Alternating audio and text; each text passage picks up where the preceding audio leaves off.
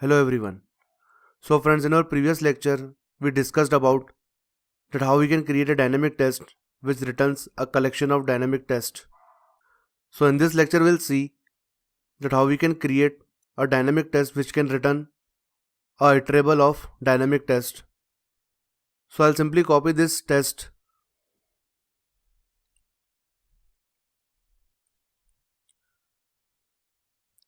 and here we provide the name of this dynamic test as dynamic test from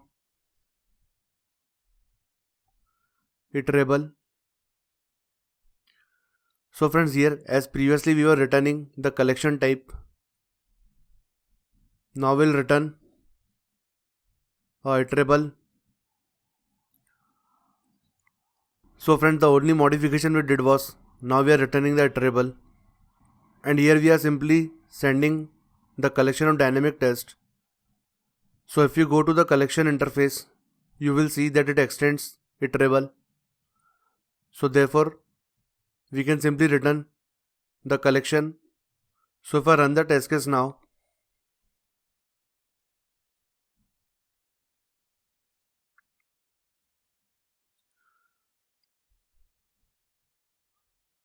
so here you can see that all the test cases got executed successfully, where we returned a iterable of dynamic test.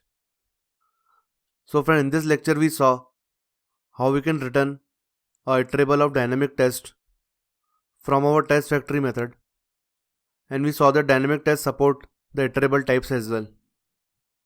So in our next lecture we'll see that how we can also return the iterator from here.